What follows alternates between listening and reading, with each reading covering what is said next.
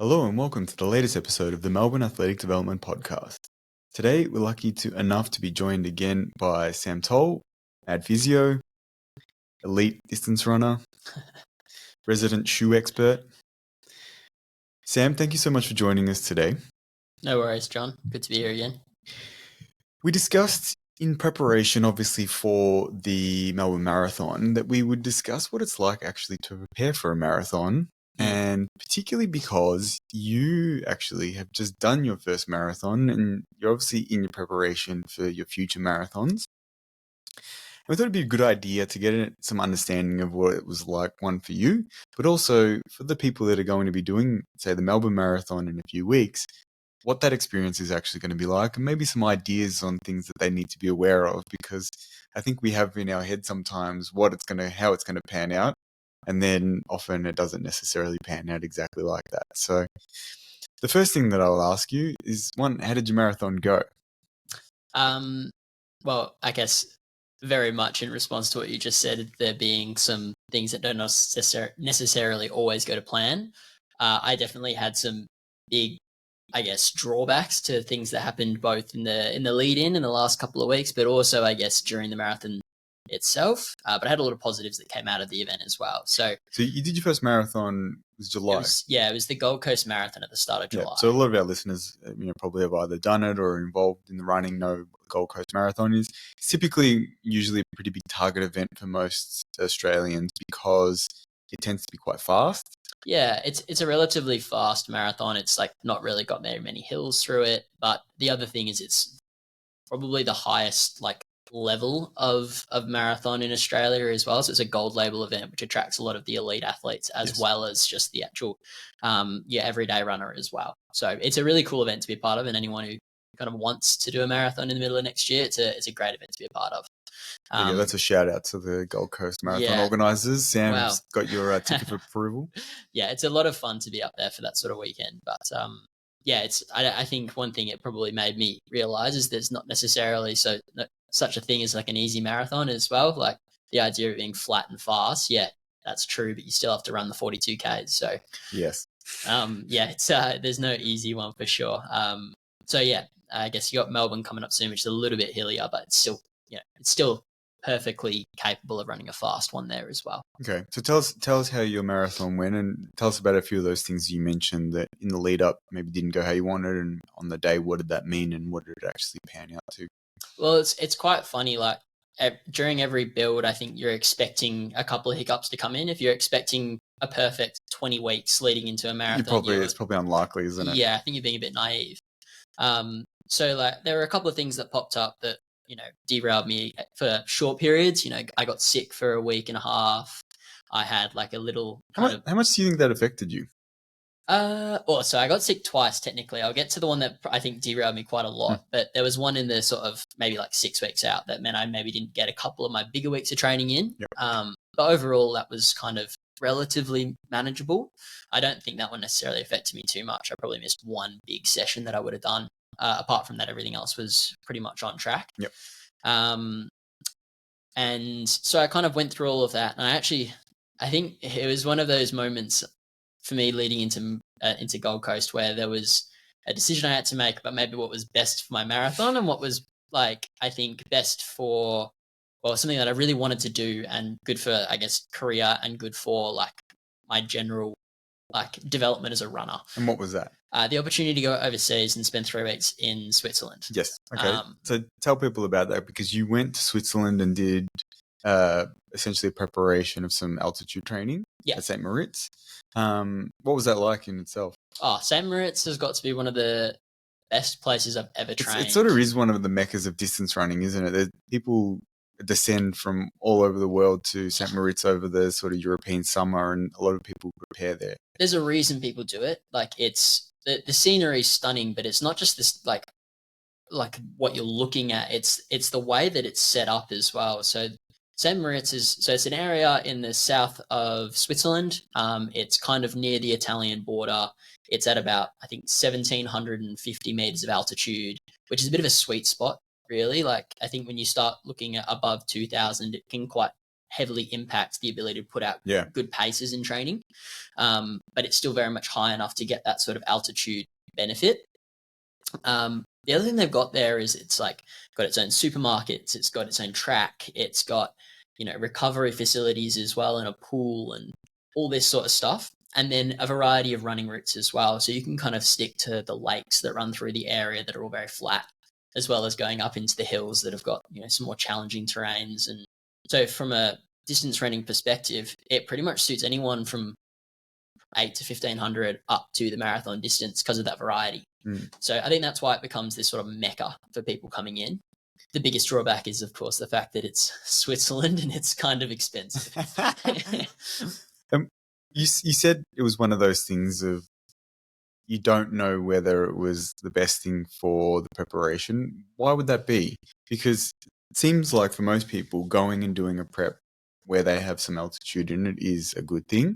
So what's the potential downside for you other than you mentioned the cost? But the cost in the long term, you get over that. Yeah, you buy your flights and you go, that really hurt. That never happened. Yeah, and then, by the time you actually get on the plane, you're not thinking about it at all. Yeah. So I think this is probably not actually, I don't think it's as big of an impact, but I'd only done altitude properly once before. Okay. So I think in terms of how I know how it affects me, like I'm still experimenting with that a little bit. But to be honest, you don't really get better at that without trialing it. No. The probably biggest issue that I had with going to Switzerland at the time that I did was that I arrived in St. Moritz 4 weeks before the marathon. I spent 3 weeks there, and then I had a week to get back to Melbourne and then go up to Gold Coast the following weekend.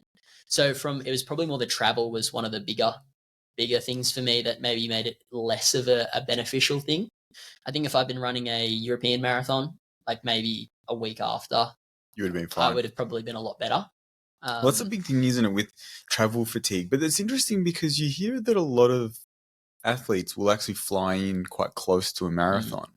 Something Australians do a lot of. Yes. And I think that's an access thing a little bit. Because I think that's one of the big things that's appealing about Gold Coast is that it's like this quite fast marathon that you don't have to travel that far for. Yeah, it's easy to do. Yeah. And I think we're actually starting to see Australians start to prioritize things that are a bit easier to travel to. So like Japan marathons. Exactly. Yeah. Japan, South Korea, going to those big marathons there rather than going to Europe necessarily because of the travel impact.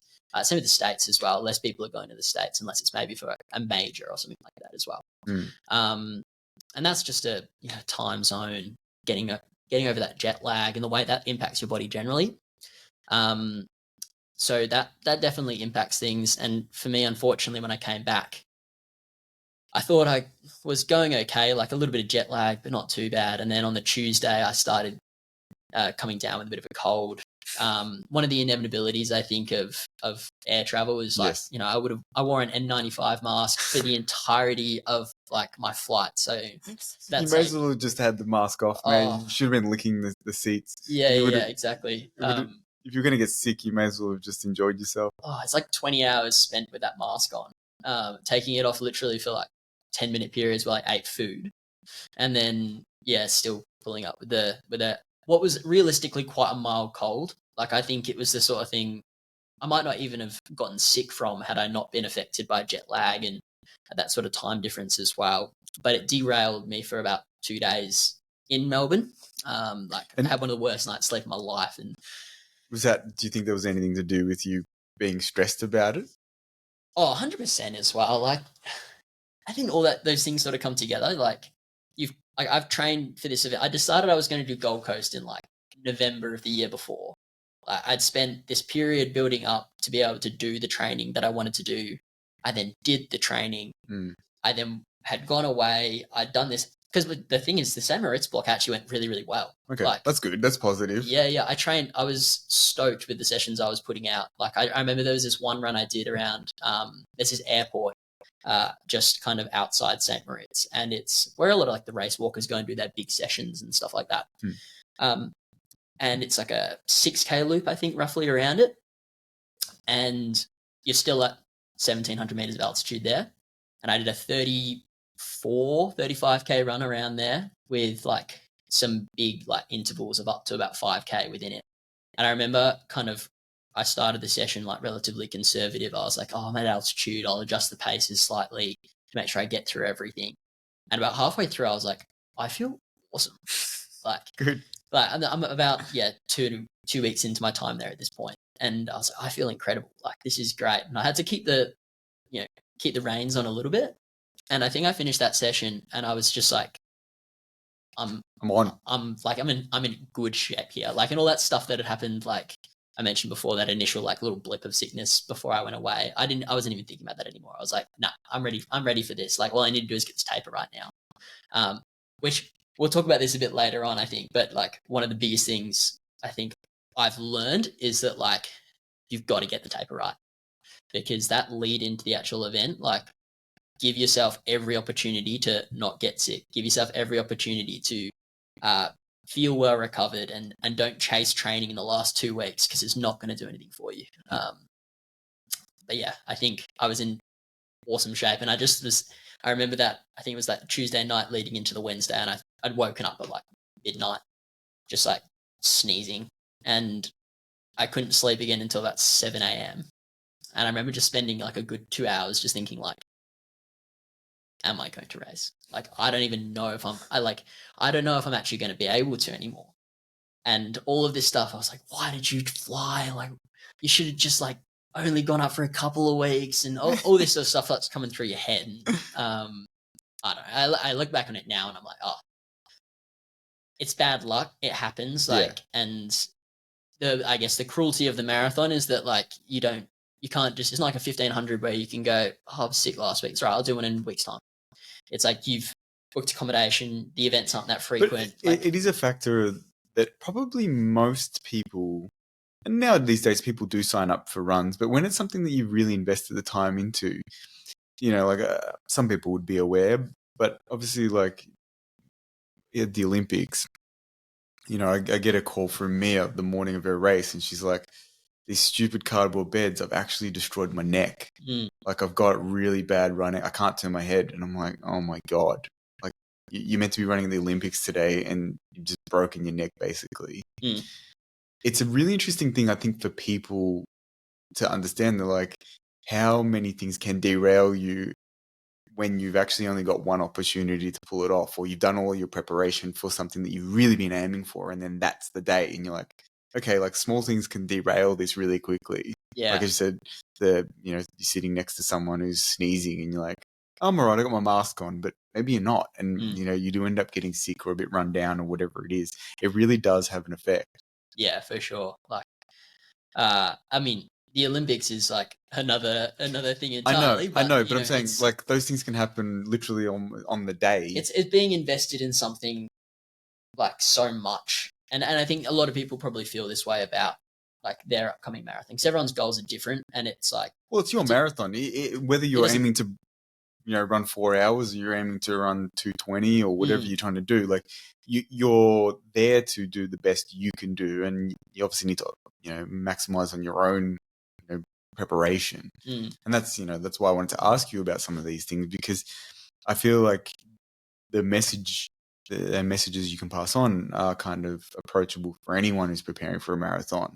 And yeah, it's interesting to hear you say that, like, you can feel, you have those moments where you're actually quite scared. You're like, oh no, have I missed my opportunity? I've done all this training and now I'm potentially going to miss out. Yeah. And I did actually have a conversation like with my coach about what I was going to do. And he was kind of like, what did he say to you? Well, his original thought was like, do you think you can still run? And I was like, I don't know right now. Like, because I would have caught him on the Thursday, I think. And I was like, I feel a lot better than I did yesterday, but I'm still not well. And he was like, well, Sunny Coast is in 4 weeks. And I was like, oh.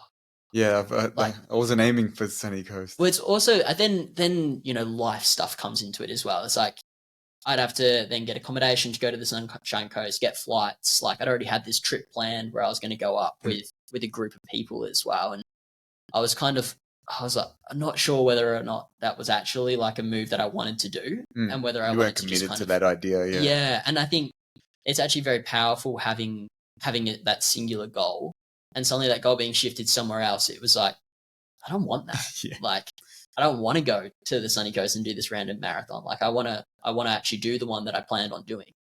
And so I hit Thursday and I was feeling a little bit better. And on the Friday, I went for this like really short, like 5K jog just to see how I was kind of feeling. And that was the day I was also flying out to the Gold Coast. So I wasn't even sure like what my plans were at that point. I kind of went for the jog and I was like, oh, I was a little bit like congested, but like I actually felt okay. My legs felt pretty good. Like I was like, I think I'm still going to run this thing. And then I'll see what's going to happen over the next 2 days as to what my actual race plan is. Yep. And so, yeah, flew out to the Gold Coast on the Friday night. On the Saturday, I went for another run that was kind of like, I chucked in a few little strides at the pace that I intended on running the next day just to see how that felt.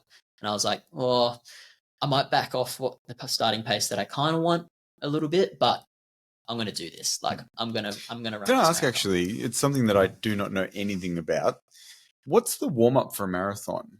So this is something that I've never done before, and it was bizarre. We'll get to the warm up actually, and before that, like what typically are athletes doing in the couple of days leading up? Like for you, it changed. Well, I assume maybe it changed, but you said the Friday, the marathon's on the Sunday morning. The Friday, you went for an easy 5. And the next day you went for a jog and did some strides. Would that have been your typical lead-in, or did you end up changing that? No, I changed it. So what was the plan originally that your coach had said to you? Okay, this is what we're going to do. I originally had a session plan for the Wednesday, which was I think like 4 by 3 minutes at my intended marathon pace. Yep. So it's like pretty short, something that I recover from pretty much instantaneously, but like a little bit of just getting that intensity in that makes you feel like you're not just like sluggish and whatever by the end of the week. So that was supposed to be, I think, on the Wednesday. And then I was going to do, I think I had a day off planned on the Thursday. And then I was going to do, the day off was the Friday.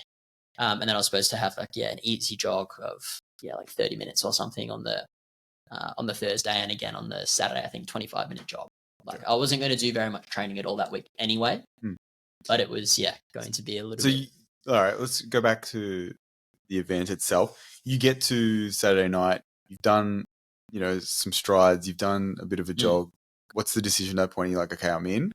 Yeah, I think I decided the moment I finished that run and I was like, yeah, I'm going to do this. Yep.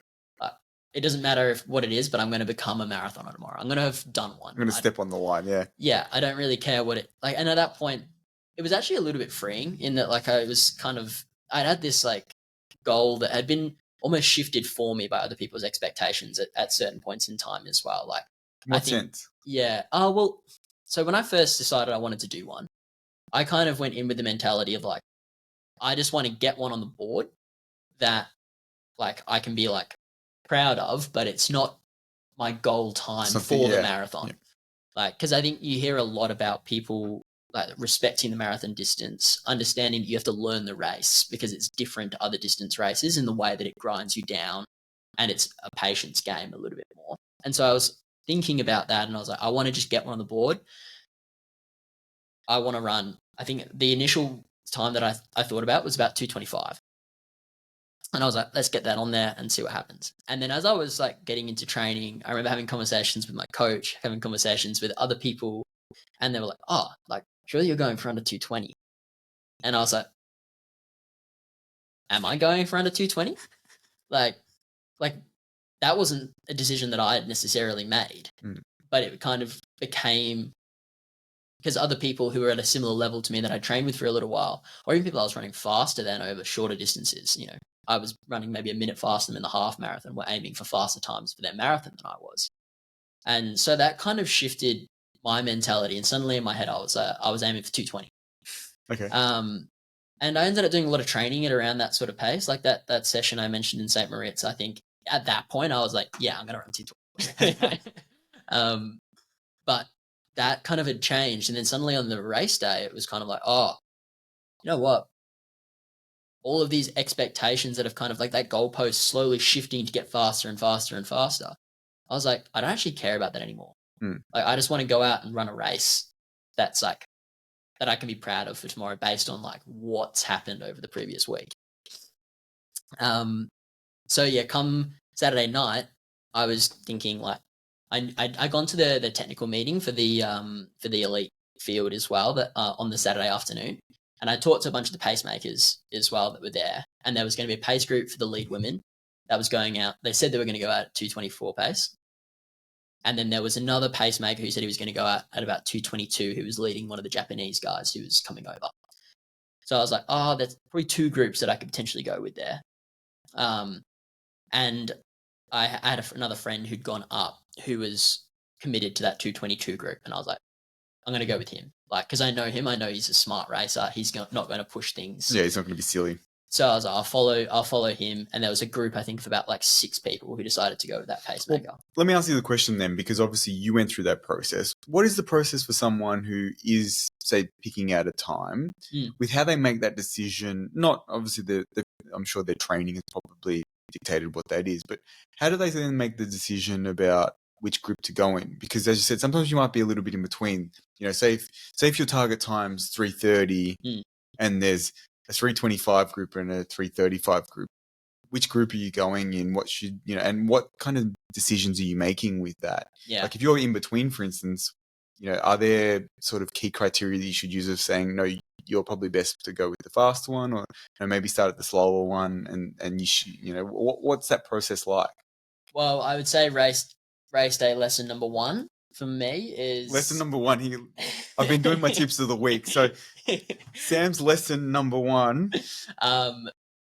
Go with the more conservative one. Okay. Why is that? I think the nature of the way the marathon grinds you down is that the blow up you can experience in the last 5 to 10K exceeds the benefit you get out of going a minute faster through halfway. Okay. So when people are making their decision, because there will be people, who hopefully listen to this and they're going on between the pace groups. Your suggestion is potentially go with the slower group? Potentially, yes, and I think specifically if it's one of your first marathons too. Yes, yeah, we're talking about people maybe preparing for an early part of their career in the marathon. Think things might be a little bit different if you've done like 7 or 8 of them and you're in between that. They probably have a lot more to say about this and areas of expertise that I haven't experienced yet. Yeah, this is for deciding on your first marathon. Exactly right. I think go more conservative because you can blow up badly. You can blow up badly. I like the emphasis there. So yeah, that would be the first thing I'd say. And yeah, so I went to that technical meeting, had decided on that. I should realistically have gone with that slower pace group, I think, that 2:24 group. Did you talk to your coach about it? No. Isn't that the person you're meant to have those conversations with? Yeah, like it probably was. And I think we'd already talked about like the pace groups, and I think I said I think there's going to be one at around this and around this, and he'd already kind of indicated that he thought like just go with the one that you think you'll be most comfortable in. And because I had that friend who was going in the other one, you're like, I'm okay here. I'm okay here, and like in my head I was in 220 shape, so 222 is cruising. I was like, that's still conservative, right? So like did that. In terms of like what I did throughout the day, it was essentially a lot of eating and a lot of resting.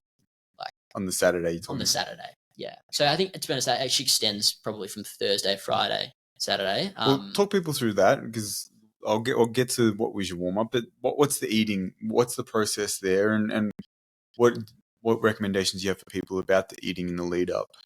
Probably eat more than you think you need, because your goal at that point is to essentially, over a period of like 48 hours or so, have a bit of a calorie surplus. Yeah, exactly right. And it's not just eating like rubbish the whole time. It's like trying you can't to have McDonald's for 4 days in a row.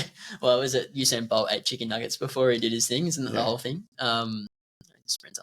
I'll see. Chicken nuggets are great. Don't shit on chicken nuggets. But in terms of like, it's essentially high carbs. So my preference with that is actually rice. I've tried both rice and pasta, and I find I actually just tolerate greater amounts of rice better. Yep. So like I had a lot of rice in the lead in. I think the meal before, because it was like actually a group meal that we had with the people who were staying together, we did have pasta for that one. But I kind of had already gone pretty heavy on the rice. So you were happy with that? Yep. I was pretty happy with how things have been going.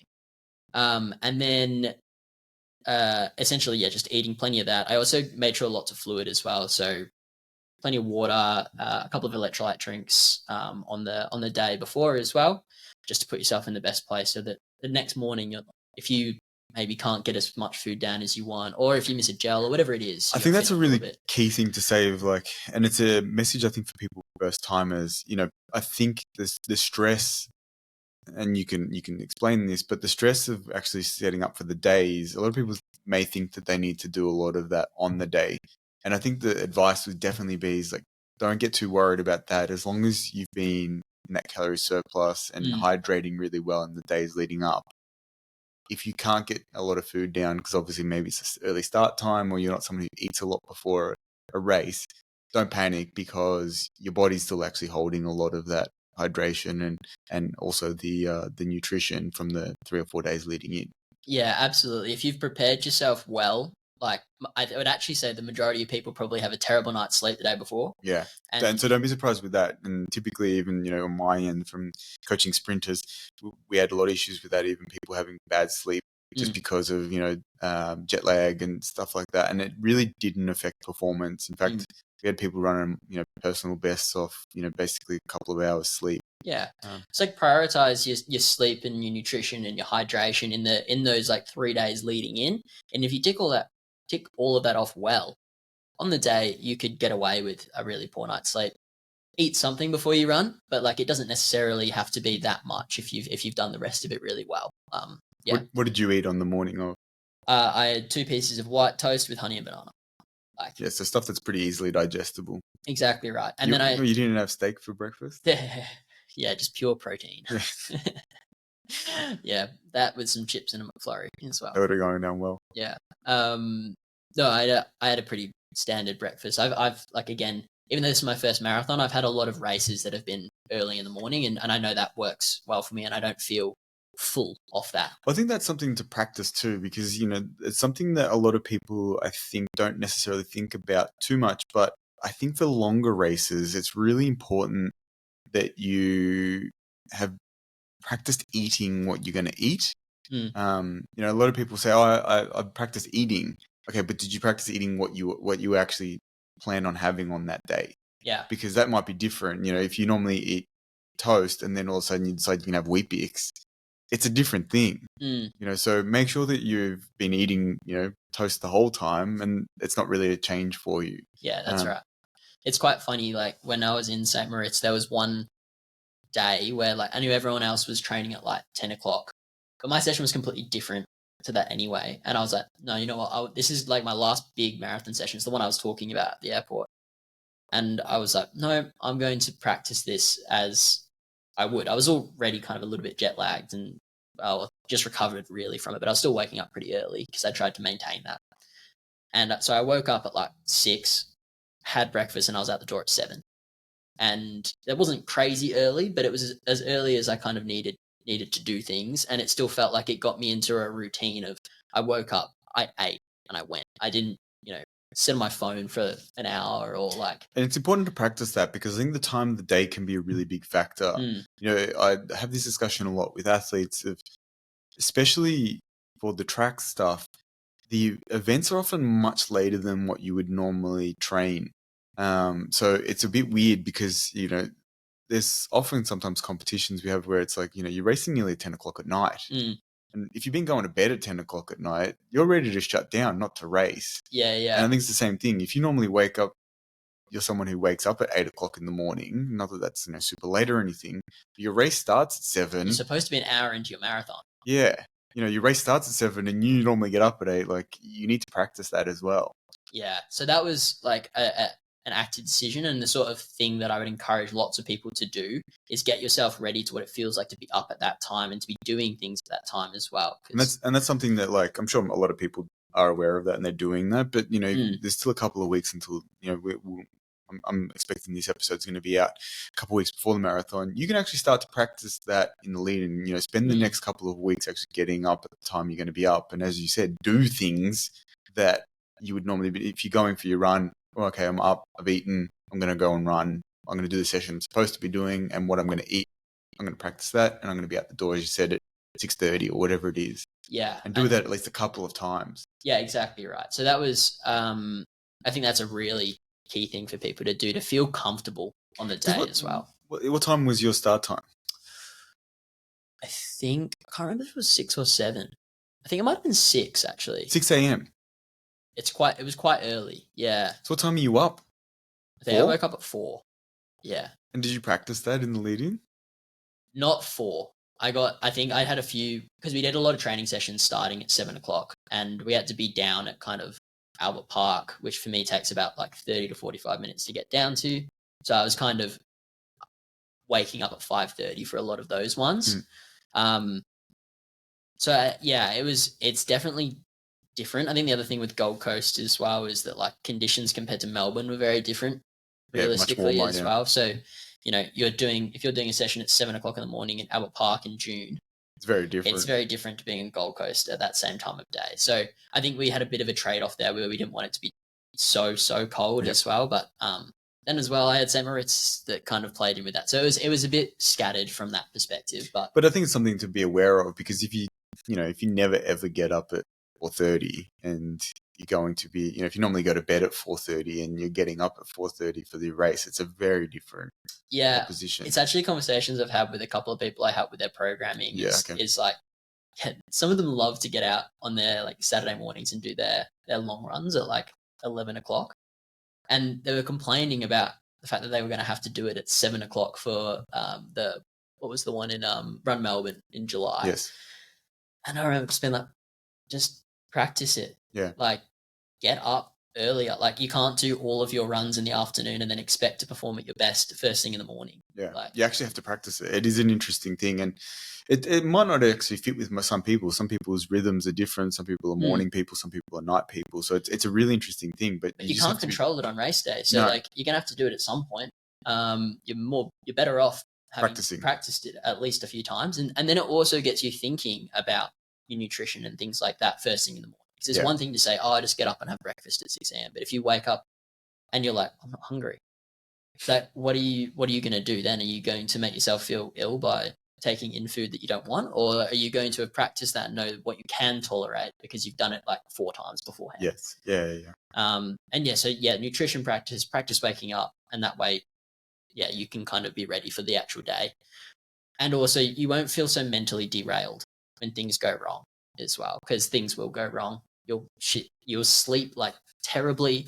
One thing with the Gold Coast as well is like there's the tram that takes you from kind of like Broad Beach and Surfers Paradise up to where the start line is in, I think it's called Southport, I think it's the area.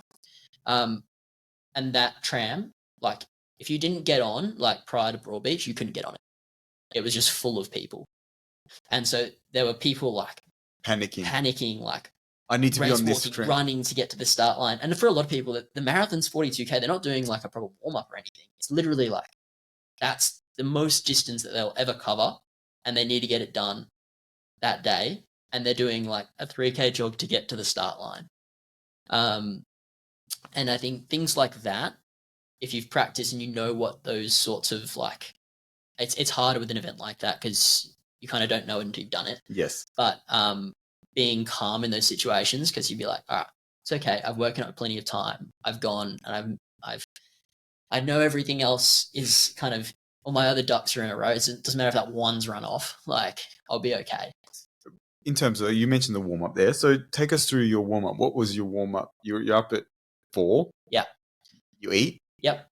And then what time are you getting down to, the warm-up area? What time are you starting to warm up and what are you doing? Well, I mentioned the tram because that was one thing that did actually happen to me. I was staying in Main Beach, which is a little bit closer to the start line than Surfers. So I think it was like a 2.5 kilometer walk from the start line. And I remember I arrived at the tram stop. It would have been maybe 5 or something like that. And I looked at it and it was just like already full. And I was like, I'm not getting on that tram. So I committed to it at that point. I'm just going to walk to the start line. And so I'd done kind of like I'd left enough time. So I had about a 2.5K walk. But I remember just thinking to myself, all right, so that's come out of the amount of time you can spend just kind of like chilling out in the core room before you go. So I remember when I arrived, I was like, all right, get my stuff off, get warming up straight away. So for me, they had this like setup where the call room was in like the swim center, and they had like this. Basically, people were jogging around this 50-meter pool. So that was the That's warm-up ridiculous area. for a marathon. Yeah, so you were running. There's about maybe like 30 people just running laps of this pool in the middle of this swim center. Okay. It's outside for one, I guess at least, but it was so bizarre rocking up and just like being like, oh, so that's what we're doing, okay, and just taking off my tracksuit and just going.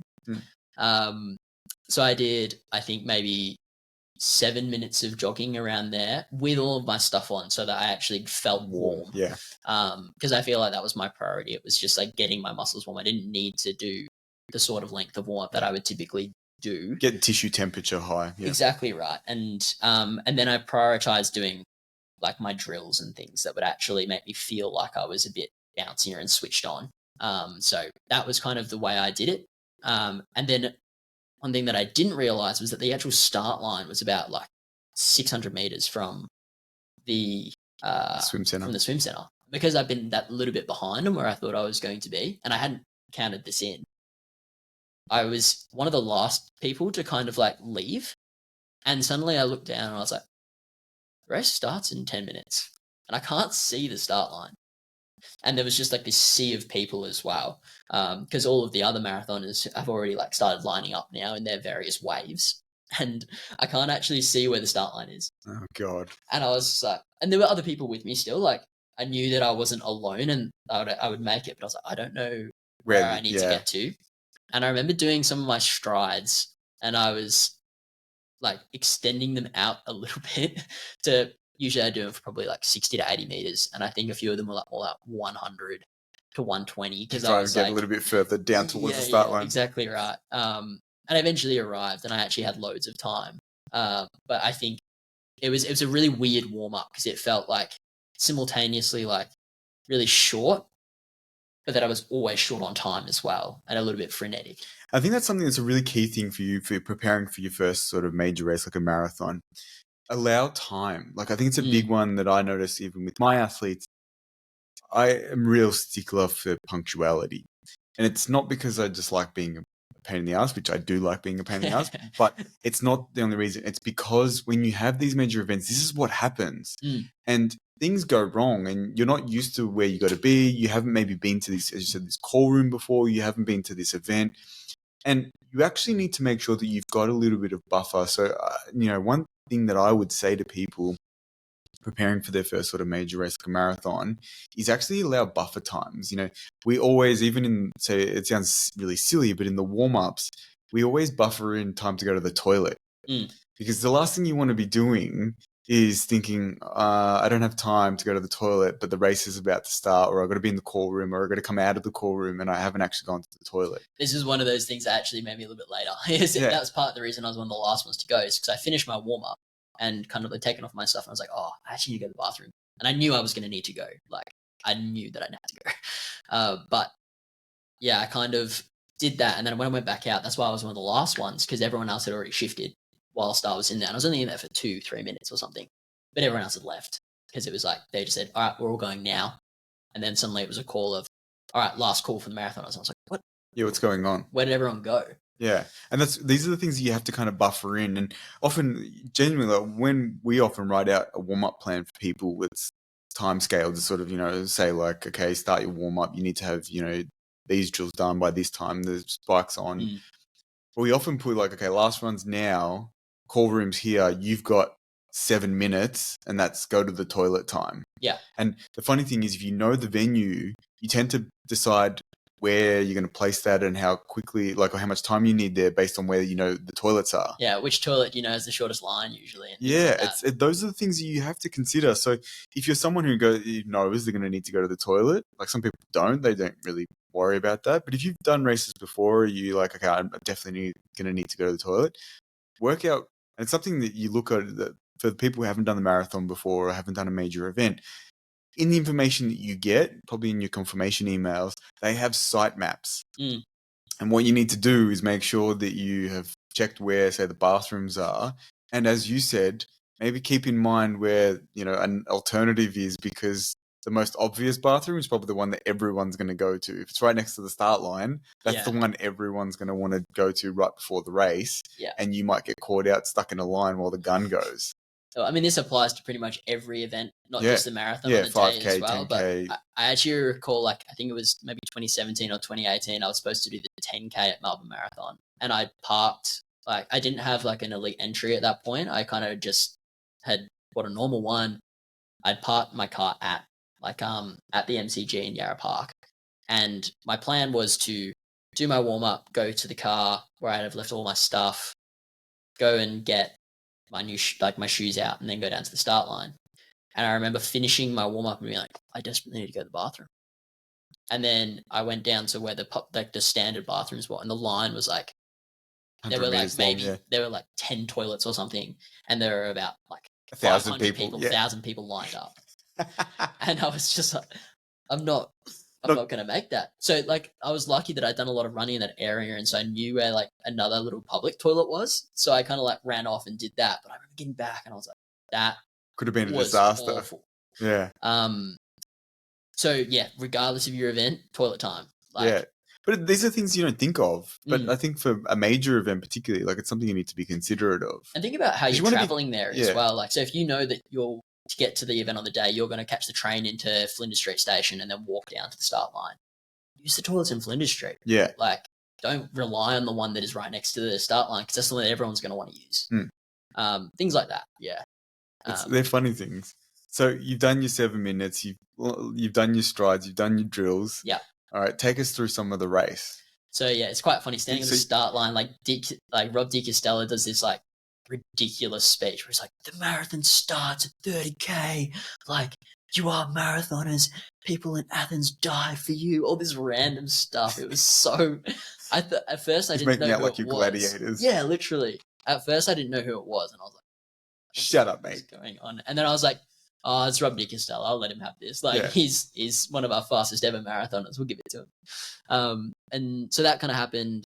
I was kind of like pretty hyped up at this point because, like, I think, like I said, on the Wednesday I wasn't even sure if I was running, and so on the Sunday I'm like, I'm here. I actually feel okay, and I've made it to the start line. I've got everything I need.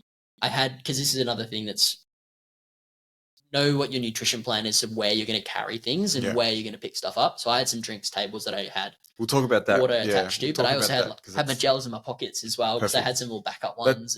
So that's good. That's a perfect tip. When you actually start the race, make sure that if you're going to be having gels or you're going to have things that you're going to be consuming on you, you need to make sure that you've got them prior. You know, you're not going to be able to run back to your bag and get it. So make sure you could, because typically as well, for people that are in some of the bigger waves, you know, like, there's thousands of people. It's not just, you're not just lined up as if like, oh, I can just go over there and do this. Like, it's like herding cattle. Like, yeah. It's just like seas of people, and you won't be running until you've shuffled across the start line. So make sure you got everything planned before you go. So I had like, I think maybe 4 gels like in the little like small pockets of my shorts, and I knew that I was only going to have to take 2 of those ones because the rest were like strapped to the bottles I put out on the course. But yeah, so like I'm there. I know everything's with me. I'm ready to go. We start, and the first thing that happens is I had these Kenyan women next to me, and I know that my race plan is I'm supposed to be ahead of them because they take off, don't they? They took off so fast, and I knew who was pacing the lead women. And they were kind of like standing next to me, and I hear one of them go, "They've gone out very quick." And so the lead women are taken off, and these pacers who are getting obviously paid to be in front of them are like, "Well, we have to get in front of her." Yeah. And so the group that I knew was supposed to be behind me was suddenly in front of me, and I was in my head. I was like, "Wait, do I go out? What do I do here? Do I go out a bit faster, like to stay in front of them, or do I just sit with them? I can't see my pacemaker. I don't know where that person is." Like, I was right next to him at the start line, and suddenly he's disappeared. And I did eventually find him, but it was like well back from where the lead women were. Yep. And so for the first like 6 or 7K of the race, in my head I'm like, I don't know what to do. Like, we're behind the pace group that I need to be, but they've gone out too quick, so they're actually running the pace I want to be doing. All right, so on that, because obviously this is something that can go wrong. Like, there's so many people around and people go out and do weird things. So if the pace isn't what you expect, what are your ideas? Like, what are you thinking at that point? What do you do? Well, I think what I should have done and what I did was slightly different things. Okay, what should you have done? What I should have done is been patient, accepted the fact that I was actually running at the pace I wanted to be, and bonus, I actually had probably 10 more people in front of me than blocking things, and I could run in a pack bigger than what I intended. Are you saying, I know you're on pace because of your watch? Is that the watch? But also, like, so I didn't have kind of like the pace actually on the whole time, but I had like the watch face on, and I knew the splits I had to hit through certain bits. So through the 5K marker, and you can rely on this stuff at events like Gold Coast because they're very on it in terms of where the actual markers are. But I knew what I needed to do at 5K, and I kind of knew what group I needed to be in. But it did panic me when I first started. Well, and that's the thing I think for people to be aware of is people do silly things, right? So they'll go way faster or way slower than they'd planned. So you can't really get caught up in what other people are doing. If you know your pace, say you've got your watch going and you're on that, even if as I said, most of the pacemakers who are being paid to do it should be on pace. But if they're not, don't panic or don't think, oh, my mate who was meant to be running at my pace is now ahead of me. You actually just need to stick to what your plan is. Well, the reason like I knew that we were going fast, that they'd gone faster, is because eventually I did end up next to the guy who was supposed to be doing our pace group, and he just said, "No, they've gone out like quite fast. We're supposed to be a little bit.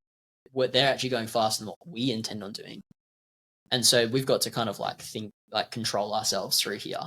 It's also a very strange experience, and it's something I haven't had before, where I'm like able to have a chat in the first part of the race, like, because the pace is comfortable enough. The pace is so comfy. Yeah. Like it feels slow. It feels like a tempo. It's not like I'm coming from doing a whole bunch of track racing, and even when you're doing tens and halves, like that pace feels very different to what the marathon pace feels. Yeah, you can see it's always funny because obviously like when there's a 10K on the track, like it doesn't look like people are going that hard, but you can always tell that the pace is decent because they're concentrating. You can see that they're like, no one's looking around, like unless it's, sometimes you see that with, the 5K at major events, it's a heat or whatever, people look around, but it's really clear that people are generally concentrating, like they're following each other, they're watching what's going on.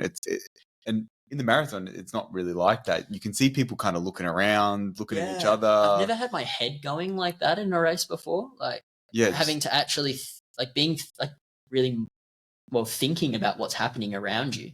Most of the time, I think I've like been more reliant on like instincts, almost like you see something happen, see a gap or whatever. Yeah, and I think that actually had a negative impact on me, which is the next thing I was going to say. Is I think like as that was happening in my head, I was like, well, I mean, they've gone out too quick, but I've got to be at the front of this pack, so I'm ready for when like the move does come, because they're not going to go at this pace for the whole thing. I've got to be ready for when it happens. And realistically, it's very easy to respond to like a move in a marathon group. It doesn't take like that long to get back onto someone.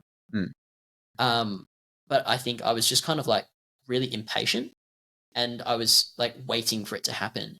And then it's quite funny. There was another guy. He's a South Australian guy called Adrian Potter, who's a better track runner than I am, who was also doing his first marathon, and he was right next to me and part of this pace group we were supposed to go with. And as we went to we were both kind of like hanging on the front of this group, he goes, all right, they're starting to slow down. And I was like, oh, okay. Well, we'll probably go around them at some point. And then he was like, oh, no, they're slowing down quite significantly. And suddenly we were in front of the pacers. Okay.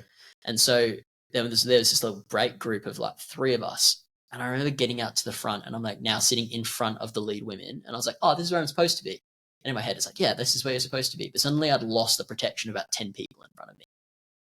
And that basically was how it then played out for the next sort of, there's a turnaround at 18 kilometers where we went from being essentially running into a headwind into running with a tailwind.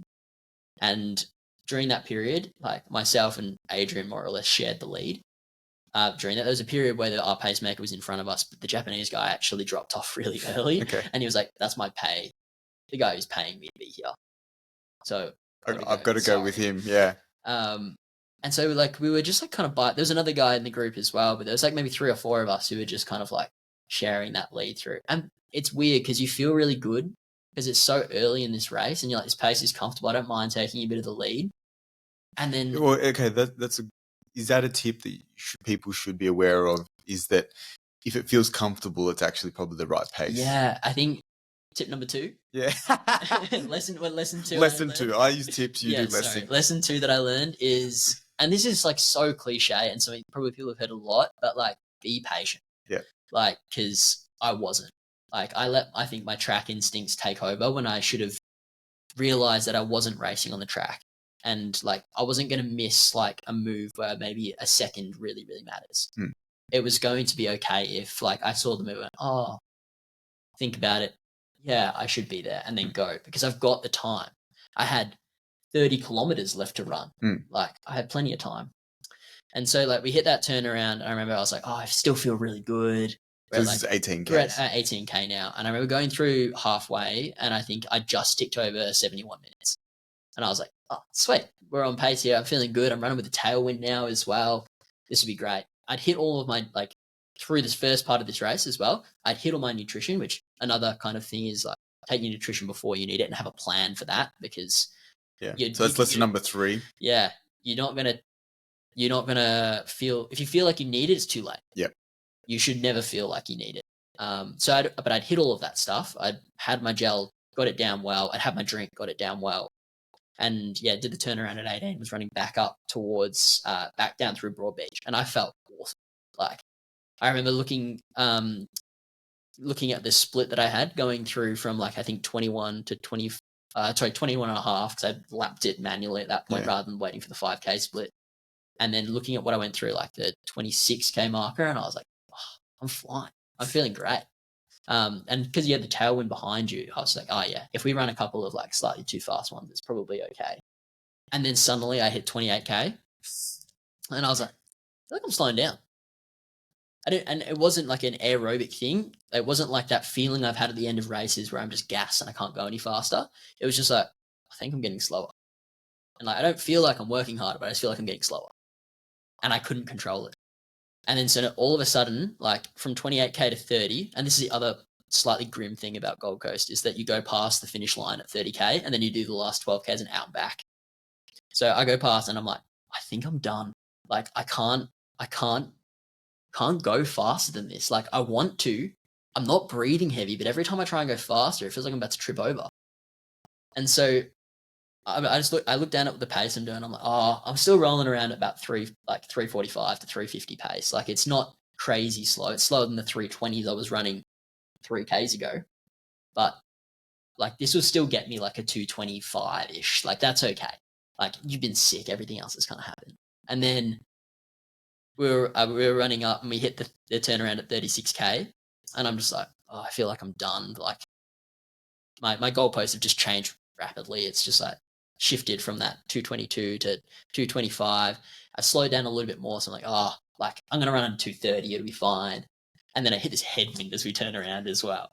And so I've got I've got 6Ks running into this headwind and my pace dropped from like 350s down to like 420s, 430s, which is like slower than I jog a lot of the time. Yeah. And that like last 6K, and what was hilarious is like Adrian, the exact same thing happened to him. Like we're like going back and forth like at our jogging paces, like having these like half conversations. And yeah, he's just like, oh yeah, you'll kick home now. And I'm like, yeah, we'll survive. We'll see, yeah. And so like, yeah, the whole like last 12K, pretty much from 30K through till 42, I was in like survival mode basically, but like a really like conscious survival mode. It wasn't that like... You weren't blowing up, but you're just like, I can't go faster. I just can't go faster than this. And I think like it was probably that accumulation of like the travel fatigue, the sickness, and just basically my legs just not being ready for a marathon. I think I could have got it away with it over a 10 or a half even. But over that marathon, that just like, they were just like, nah, you've used all our energy. You know, we were ready in St. Moritz 2 weeks ago, but now that what's happened over the past week means you're not ready anymore. Like your legs needed another 5 days and then maybe we could have gone. And so kind of, I was just like processing all of this, but it was actually a really interesting thing that happened was that like, so what did you end up running? I ran 232, which was about 10 minutes off the goal pace that I kind of had on the day going in, and the pace that I went through halfway in as well. So a fair way off that. But I think by the time I finished, I was honestly just proud of myself for getting to the finish line. Of course. Because I was just like, that was probably the hardest 12K you'll ever run in your life. And you got through it.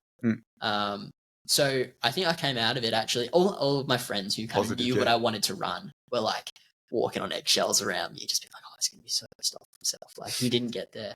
Like we all know what he wanted to run. He's gonna be really upset." And I was like, "This is good." I was just kind of like, I processed that 5Ks ago. Like when I turned around into that headwind, I had a moment of, and then I was good. Like I was just like, we're gonna get to the finish line. I finished. Awesome. I didn't run as fast as I wanted. I know what went wrong. Cool. In terms of, so wrapping up, what's the lesson that you take out of, not necessarily hitting the time? What are the things that you take out of those factors that you think that you could have influenced, or do you think it was all just to do with the preparation of that last week or so? I definitely think like I would have run faster if my week had been different that final week leading in. I don't think there's any doubting that, but the main lesson I kind of took out from it is I think the marathon is really hard. And it's that obvious, Sam. It is, but like I actually think it's something that more people need to probably accept now, because there's this big trend of people like doing things because of the like without training for them properly. And this idea that like it's just great to get through things. And I think the actual like difficulty of running a marathon is actually being lost in that a little bit.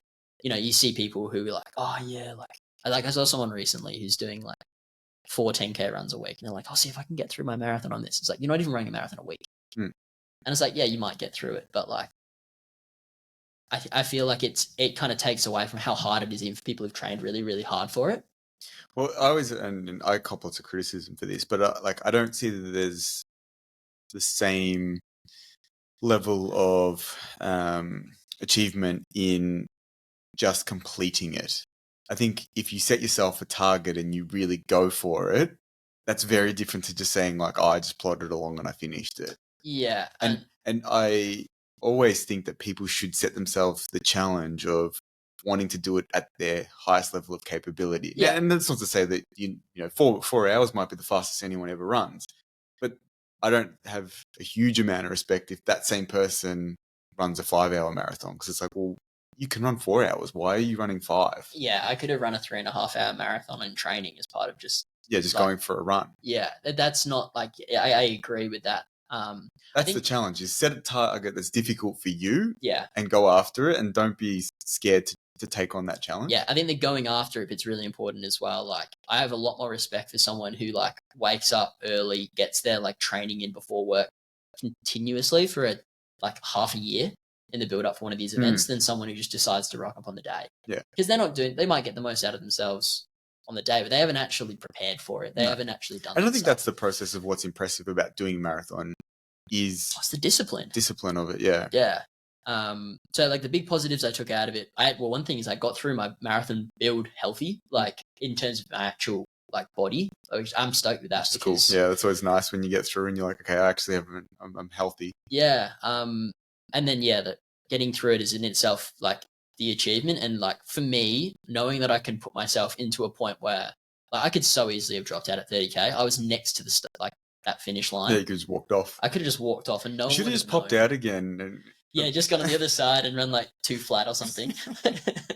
But like I got a lot of like self-belief and confidence out of the fact that I knew that when things got as hard as they did, I still pushed myself to go as fast as I could. Even though I was jogging, by the end of it, I was like, I know that I couldn't have gone any faster on the day. Yeah. With the way that first 30K popped out. And so when's the next marathon? Well, I'm going to do Gold Coast again next year. I think my personality is one where it's like, I didn't get that right. I want to go back and fix it. Because even though there were like things that I couldn't control that affected me in the end, there were also mistakes I made during the race. Like I mentioned, not being patient and like those sorts of things that I know that I could have done better. Like I'm going to do them better next time. And so like I'm actually really excited for that. I'm going to take a bit of time over the summer to do more track racing and things like that as well, because like I do still like that side of the sport as well. But I know that come July next year, You're going to be I'm ready. going to do it again. And like, I know the lessons I've learned, and I'm going to make sure that what I can control, I do right next time. Yeah, fantastic. Sam, thank you so much for sharing your experience in your first marathon. We do very much hope that our listeners get something out of it, especially if those people are preparing for their first marathon at Melbourne in a couple of weeks' time. Thank you so much for joining us. Please like and subscribe on any of our social media channels, and share these podcasts if you found this useful. Thank you, Sam. No worries at all.